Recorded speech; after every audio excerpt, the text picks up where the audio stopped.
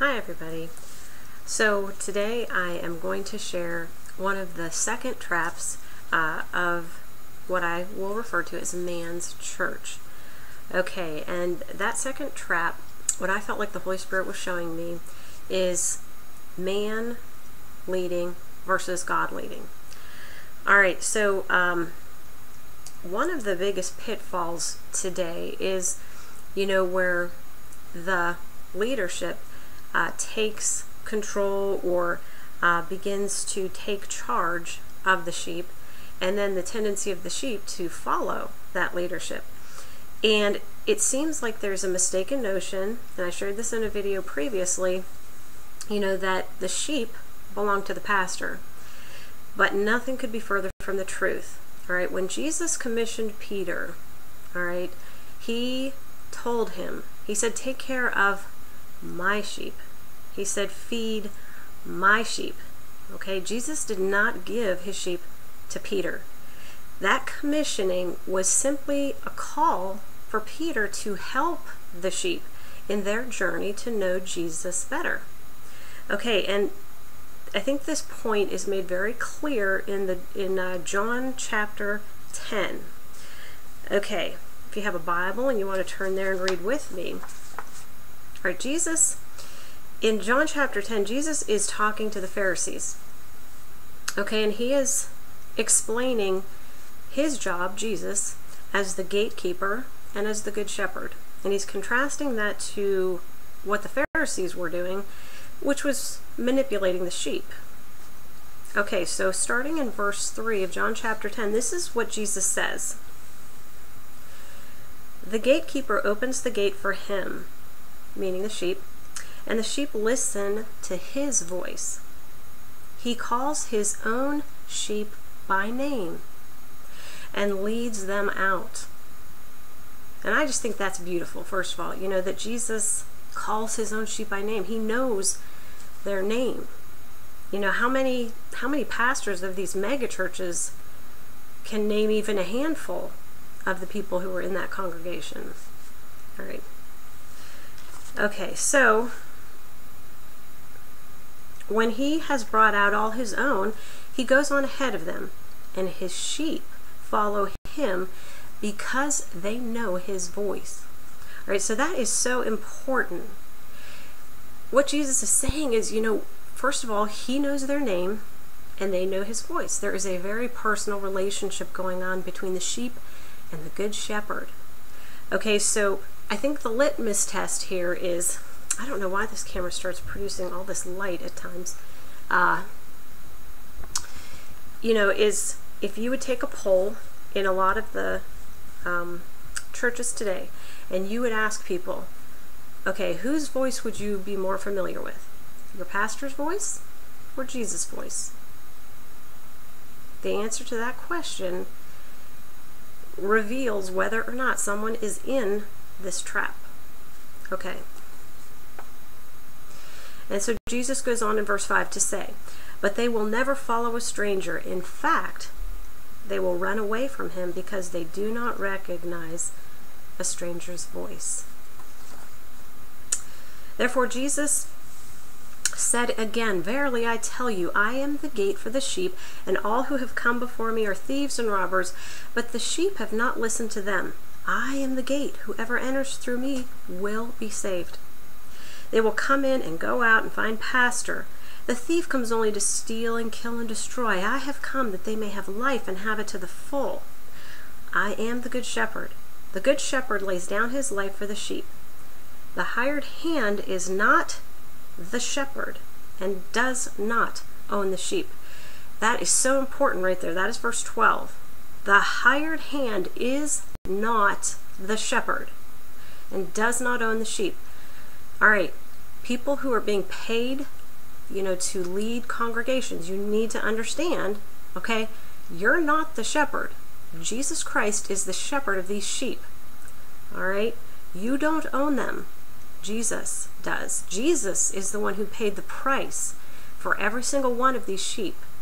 All right, so as sheep, we also have to understand that, and recognize who we should be following. All right, so let's go on. So when he, meaning the hired hand, sees the wolf coming, he abandons the sheep and runs away. Then the wolf attacks the flock and scatters it. The man runs away because he is a hired hand and cares nothing for the sheep. So in verse 14, Jesus says, I am the good shepherd. I know my sheep, and my sheep know me. Just as the Father knows me, and I know the Father, I lay down my life for the sheep. I have other sheep that are not of this sheep pen. I must bring them also.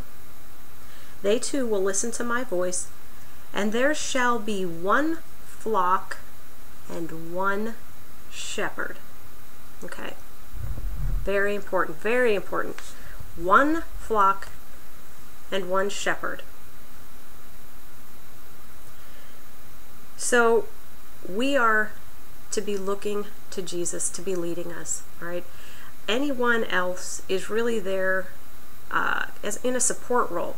You know, a pastor, a teacher, an evangelist, you know, all the ministries, you know, are important. You know, don't get me wrong, I'm not saying they're not important, but they are not a substitute for the headship of Jesus Christ, and they do not replace the Good Shepherd, ever, ever, ever, okay? And so, you know, that's one of the most important points to understand. And again, this lighting, I apologize, I have no idea why this camera does this. So, you know, I'm not actually this milky white, but anyway, maybe it'll adjust itself, we'll see. Alright, so the second thing I wanted to share is, okay, John Fenn, again, Church Without Walls International, I've talked about him before. I think he really illustrates this point well. Now, John used to be a pastor, but he came out to lead what the Lord, you know, told him to do, and that was to establish house churches, because the way the Lord put it to John, he said it was something like a safety net against what was coming. Like there would be a time when the church could no longer meet in buildings, and you know, we would really need to be meeting in homes. So John was obedient, came out, and he has, you know, planted churches, house churches, you know, all over the world. But in his most recent e-letter that he sends out weekly through email, this is one of the things he says. And it's really all about, you know, learning to trust that Jesus in others, Jesus in you, is quite capable of leading and helping you in your journey, where, you know, so no man needs to assume that role. All right, so this is what he says. Trusting Christ in others means, as we are in relationships with other believers, we get to know what is going on in each other's lives. There are many times when I hear something going on in someone's life and think, I'd do that differently, but I trust Christ in them and know that he will walk them through it. What they do is unto the Lord, not unto me. So my responsibility is to love and pray, not to try to butt in where I'm not wanted. Paul taught in 1 Corinthians 8 and 10 and Romans 14, when he talks of each person having to choose as unto the Lord whether they eat meat in a restaurant that had earlier been sacrificed to idols, or eat only vegetables, or choose one day over another to worship on or drink wine or not. He said that what each does is unto the Lord, and he says God receives him. Religion says, but religion doesn't trust Christ in a person, because the design of the system is for a person to know the structure rather than the person of Christ. As a result, people know a church experience. We sure had church today, is often the remark, without knowing or experiencing him, meaning Jesus, in that church experience. Accountability is therefore not to one another, as Jesus taught, but it is to attendance, giving, and volunteering. The auditorium must control from the outside external means, ranging from the pastor manipulating the congregation by guilt and condemnation from the pulpit to creating a church culture of fear of doing something wrong lest the devil get you. It's all a form of external manipulation designed by the system centuries ago to keep the sheep in line that many pastors today gladly go along with because they know nothing else. Okay. So the bottom line here is, man's church really has no room for God or for Jesus or for the Holy Spirit to work. Okay, I have watched as very immature leaders literally jumped up to the pulpit during, what I would term a solemn time of worship when the Holy Spirit was ministering to his people. And it was because, probably because of the time, the Holy Spirit was cutting into the pastor's sermon time, so he had to put that to a stop. Okay, and you've probably seen that too. Okay, and this is a pitfall. All right, and but the one that pays the price is the body of Christ. Okay, where we are not receiving from the Lord what he wants to give us oftentimes. And to end this, I just wanted to share, John Fenn shared years ago when he was a pastor and he was overseeing a time of worship, in this gathering, and the people were focused on the Lord. It was a time of solemn worship, and he shared that Jesus appeared to him and came up to John and said, may I minister to my people? And John's like, well, yeah, they're your people, Lord, of course. So he watched as Jesus went, through the crowd of people and touched and ministered. And when he was done, he came back over to John and he said, thank you for letting me minister to my people.